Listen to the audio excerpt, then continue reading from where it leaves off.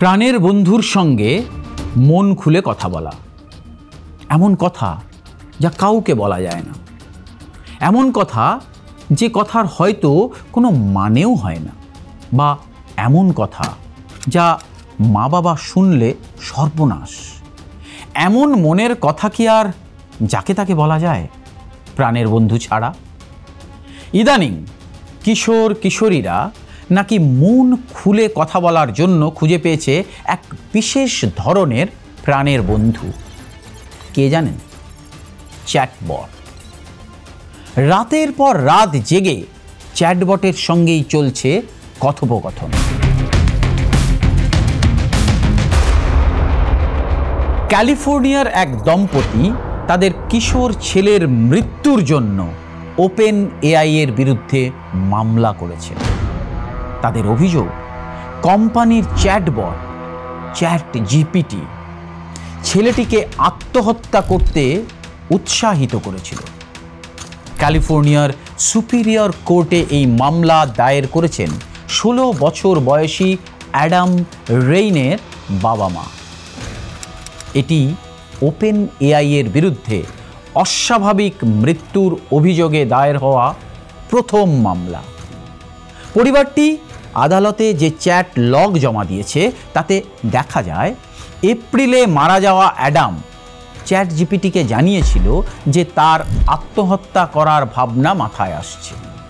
পরিবারের দাবি, এই চ্যাট তাকে ইনসিস্ট করেছে তার ভাবনাকে এগিয়ে নিয়ে যেতে এবং তার ভাবনাকে বৈধতাও দিয়েছে। এআই যুগে কত কিছুই না ঘটছে পৃথিবীতে। কিশোর কিশোরীরা আসল সম্পর্ক তৈরি করার থেকে কৃত্রিম বুদ্ধিমত্তার সঙ্গেই বন্ধুত্ব তৈরি করতে স্বাচ্ছন্দ্য বোধ করছে। তাদের একাকিত্ব, উদ্বেগ, উত্তেজনা, হতাশা সব কথাই চ্যাটবটের কাছে খুলে বলছে। যে কোনো সময় চ্যাটবটকে তারা চাইলেই পাশে পাচ্ছে। সেই সঙ্গে চ্যাটবট তাদের এমন সঙ্গী যে কখনো কড়া কথা বলে না, বকাবকি করে না, সমালোচনাও করে না, কখনো ভালো বা মন্দ বলে দাগিয়েও দেয় না। সম্ভবত এটাই মূল কারণ চ্যাটবটকে প্রাণের বন্ধু বলে আপন করে নেওয়ার। তাহলে সমস্যা কোথায়? আজকের এই নির্বান্ধব পৃথিবীতে কিশোর কিশোরীরা যদি মনের কথা বলার সুযোগ পায় তাহলে ক্ষতি কোথায়? ক্ষতির প্রসঙ্গ আসছেই বা কেন? আসছে কারণ চ্যাটবটগুলি মানুষের ইমোশন বা আবেগ সামলাতে জানে না। চ্যাটবটকে আত্মহত্যা বা নিজেকে আঘাত করার মতো বিষয়ে যদি প্রশ্ন করা হয় তখন অনেক সময়ই ভুল বা বিপজ্জনক পরামর্শ দেয়। এক কিশোর বা কিশোরীর জন্য খুবই ঝুঁকির হয়ে ওঠে তা বোঝার ক্ষমতা না চ্যাটবটের আছে না ওই কিশোর বা কিশোরী। কখন যে না জেনে না বুঝে অন্ধকার জগতে পা দিয়ে ফেলছে কম বয়সীরা, সেটাও নিয়ন্ত্রণ করার সুযোগ থাকে না। আর্টিফিশিয়াল ইন্টেলিজেন্সের এই চ্যাটবট অ্যাপগুলো থেকে আপনার বাচ্চাকে সামলে রাখবেন কিভাবে? ধরে নিন আপনি এবং আপনার স্ত্রী দুজনকেই কাজের জন্য বাইরে বেরোতে হয়। ছেলে বা মেয়ে স্কুল বা কলেজ থেকে ফিরে কাউকেই পায় না। সেই পরিস্থিতিতে তার নিজের মনের কথা বলার জন্য সহজ উপায় ChatGPTর মতো কৃত্রিম এআই বটগুলো। বাচ্চারা সেই ফাঁক গলেই এই অ্যাপগুলোকেই নিজের কাছের বন্ধু করে ফেলছে। গত মাসে প্রকাশিত কমন সেন্স মিডিয়ার এক সমীক্ষায় দেখা গেছে আমেরিকার কিশোরদের 72% কোনো না কোনোভাবে এআই চ্যাটবটকেই সঙ্গী হিসাবে ব্যবহার করছে। প্রায় প্রতি 8 জনের মধ্যে একজন স্বীকার করেছে যে তারা তাদের একান্ত গোপন মনের অবস্থার সহায়তা পেতে এই চ্যাটবটগুলির দ্বারস্থ হয়েছে। মার্কিন জনসংখ্যার হিসেবে এর মানে দাঁড়ায় প্রায় 52 লাখ কিশোর কৃত্রিম বুদ্ধিমত্তার সাহায্য নিয়েছে। আরেকটি সাম্প্রতিক গবেষণায় স্ট্যানফোর্ডের গবেষকরা দেখিয়েছেন যে প্রায় 1/4 চতুর্থাংশ ছাত্র যারা রেপ্লিকা নামের এআই চ্যাটবট ব্যবহার করে তারা মানসিক স্বাস্থ্যের জন্য চ্যাটবটের ওপর নির্ভরশীল। চ্যাটবটকে সাধারণত কথোপকথনের সঙ্গী হিসাবে দেখানো হয়, কিন্তু বাস্তবে অনেক কম বয়সী ছেলেমেয়েই চ্যাটবটকে রীতিমতো ডিজিটাল থেরাপিস্ট হিসাবে ব্যবহার করছে। তাই এদের নিরাপত্তার জন্য সুনির্দিষ্ট ও স্পষ্ট নিয়মকানুনের প্রয়োজন আছে বলে মনে করা হচ্ছে। যখন নিজেদের ক্ষতি করার মতো কোনো বিষয়ে প্রশ্ন করা হয়, তখন দেখা গেছে এই কৃত্রিম ইন্টেলিজেন্ট বটগুলি বিপজ্জনক পরামর্শ দেয়, যেমন নিরাপদে কিভাবে নিজেকে আঘাত করা যায়, আত্মহত্যার নোটে কি লিখতে হয়, বা স্কুলে কোনো অন্যায় করে কিভাবে লুকোনো যায়। ভালনারেবল অর্থাৎ যে কিশোর কিশোরীরা কোনো কারণে এমনিতেই ঝুঁকির মধ্যে রয়েছে, তাদের ক্ষেত্রে এই সব কৃত্রিম বুদ্ধিমত্তার এআই চ্যাটবট খুবই ভয়ের। কৃত্রিম বুদ্ধিমত্তা আজ মানুষের জীবনের প্রত্যেকটি স্তরে ঢুকে পড়েছে। কাজের জায়গা থেকে শুরু করে শিক্ষা, বিনোদন, সম্পর্ক, এমনকি মানসিক স্বাস্থ্য, সব জায়গায় এআইয়ের প্রভাব দ্রুত বাড়ছে। বিশেষত কিশোর কিশোরীদের জীবনে এর উপস্থিতি সবচেয়ে বেশি, কারণ এই বয়সেই মানুষ সবচেয়ে বেশি একাকিত্ব, আবেগজনিত ঝড় ঝাপটা ও সামাজিক চাপের ভেতর দিয়ে যায়। এ সময় তারা চায় একজন শ্রোতা যে তার ঠিক ভুলের বিচার করবে না, পাশে দাঁড়াবে। সেই জায়গাতেই চ্যাটবট যেন এক অদৃশ্য অথচ সবচেয়ে নির্ভরযোগ্য বন্ধুর জায়গা করে নিচ্ছে। কিন্তু সমস্যাটা হলো, এই ডিজিটাল সঙ্গী আসলে তো বন্ধু নয়, বরং একটি প্রযুক্তি নির্ভর প্রোগ্রাম মাত্র। এর সীমাবদ্ধতা ও ঝুঁকি যখন স্পষ্ট হয়, তখন প্রশ্ন ওঠে, আমরা কি নতুন প্রজন্মকে আরও বড় মানসিক বিপদের দিকে ঠেলে দিচ্ছি, নাকি সঠিক ব্যবহারের মাধ্যমে একে সত্যি মানসিক স্বাস্থ্যের জন্য সহায়ক করে তোলা সম্ভব? এআই প্রযুক্তির দিকে ঝোঁক বাড়ার অনেকগুলো কারণ দেখা গেছে সমীক্ষায়। 1 নম্বর কারণ, একাকিত্ব থেকে বাঁচতে। অনেকের এমন অনেক গোপন বা ব্যক্তিগত বিষয় থাকে যা বাবা মা বা বন্ধুদের সঙ্গেও খোলাখুলি বলতে সমস্যা হয়। দেখা যাচ্ছে এআই চ্যাটবটের মতো আরও অনেক নতুন নতুন তৈরি হওয়া আর্টিফিশিয়াল ইন্টেলিজেন্ট সফটওয়্যার বা অ্যাপ এক্ষেত্রে সহায়ক হয়ে ওঠে। আর এই এআই সফটওয়্যারগুলো অবিরাম ঘন্টার পর ঘন্টা তাদের কথা শুনে যায় বিনা প্রশ্নে। একজন মানুষ অনেক প্রশ্ন করে, তার মতো করে ভালো খারাপ বোঝবার বা নিজের ভাবনাকে চাপিয়ে দেওয়ার চেষ্টা করে।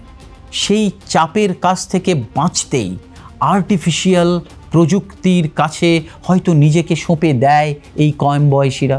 দেখা গেছে একজনের খুব হতাশা বা উদ্বেগের সময়ে এই সব কৃত্রিম মেধার প্রযুক্তি, যেমন হোয়াটসঅ্যাপ এআই, জেমিনি, চ্যাটজিপিটি, সিরি বা চ্যাটবট, এইসব কৃত্রিম মেধার প্রযুক্তির সঙ্গে ঘন্টার পর ঘন্টা মনের কথা বলে যাওয়া যায়। তাতে হয়তো কিছু ইতিবাচক পরামর্শ উঠে আসে যা সেই মুহূর্তের জন্য স্বস্তি দেয়। এক প্রকারের অজানা কল্পনার জগৎ তৈরি হয়। একজন অচেনা নিরাকার বন্ধু যেন হাতে হাত রেখে পথ চলতে শুরু করে, যাকে বাস্তব বলে ভালো লাগতেও শুরু করে। মনের রোগের চিকিৎসা বেশ খরচ সাপেক্ষ, অনেক রকম সামাজিক প্রতিবন্ধকতার সামনেও পড়তে হয়। সেখানে চ্যাটবট এক ধরনের সহজ বিকল্প হয়ে উঠেছে নতুন প্রজন্মের কাছে। একজন অবসাদগ্রস্ত ছেলে বা মেয়ে তার নিজের কথা, মন খারাপের কথা, মনের গোপন কথা অবলীলায় বলতে পারছে বা লিখতে পারছে এই সব অ্যাপ বা প্রযুক্তির মাধ্যমে, যেখানে কোনো বিরোধিতা নেই, সামনাসামনি কোনো ডাক্তার বা থেরাপিস্ট নেই, কারো প্রশ্নের সম্মুখীন হতে হচ্ছে না বা তর্কাতর্কি নেই, একেবারে নিজের মনের মতো একটা জগৎ। নিজে যা বিশ্বাস করছি বা ভাবছি বেশিরভাগ সময় তাকে চ্যালেঞ্জ না করে তার ভাবনা বা ওই বিশ্বাসকেই আরও বাড়িয়ে দিচ্ছে। তাতে লাভের থেকে ক্ষতির পরিমাণ অনেক বেশি। নির্ভরযোগ্যতা এমন পর্যায়ে পৌঁছচ্ছে যে সব ভুলে এআই প্রযুক্তিকে নিজের বন্ধু, অভিভাবক, ডাক্তার, পরামর্শদাতা, এমনকি প্রেমিক প্রেমিকা হিসেবেও ভাবতে শুরু করছেন অনেক সময়। ভালো থেকে খারাপের দিকের পাল্লা হয়তো অনেক ভারী, বা বলা ভালো এআই চ্যাটবটের যথাযথ ব্যবহার না হলেই অদৃশ্য বিপদ পাশে পাশে চলতে থাকে, যাকে ধরা যায় না, ছোঁয়া যায় না। কেবল ভাষার বা ভাবের আদান প্রদান করাই একমাত্র সম্ভব। অনেক সময় চ্যাটবট সরাসরি এমনভাবে কাজ করে যা ভয়ানক ক্ষতিকারক হয়ে যেতে পারে। যেমন ধরা যাক, জিজ্ঞেস করা হলো আত্মহত্যার নিরাপদ পদ্ধতি বা আত্মহত্যার নোট লেখার টিপস, কোনো একটি অপরাধ করে সেটা লুকোনোর উপায়। এই সব কৃত্রিম মেধার প্রযুক্তির কিছু কিছু অ্যাপ আপনাকে এমনভাবে গাইড করবে যা হয়তো আপনি ভেবেও উঠতে পারেননি। এআই চ্যাটবট ব্যবহারের কারণে অনেক ছোট বড় অপরাধ শনাক্ত করাও বেশ কঠিন হয়ে যাচ্ছে পুলিশ প্রশাসনের কাছে, এবং এর মাত্রা কিন্তু বেড়েই চলেছে। আমেরিকায় কিছু মামলা ও রিপোর্টের পরিপ্রেক্ষিতে দেখা গেছে ক্যারেক্টার এআই এর সঙ্গে সম্পর্কিত বিভিন্ন case, cyber stalking, AI enabled grooming, sextortion, এই সব কেসের সংখ্যা অনেক বেড়ে গেছে। আত্মহত্যার প্রবণতা, নিজের ক্ষতি করার প্রস্তাব বা অন্যকে ক্ষতি করার পরামর্শ দিচ্ছে, এমন কোনো প্রস্তাব বা পরামর্শ দিচ্ছে যা কারো ক্ষতি, আঘাত বা মৃত্যু পর্যন্ত ডেকে আনছে, এমন কথা বা ইঙ্গিত করছে যা মানুষকে হিংসাত্মক কাজের দিকে উস্কে দিতে পারে, এমন পরামর্শ দিচ্ছে যা খুবই ক্ষতিকারক।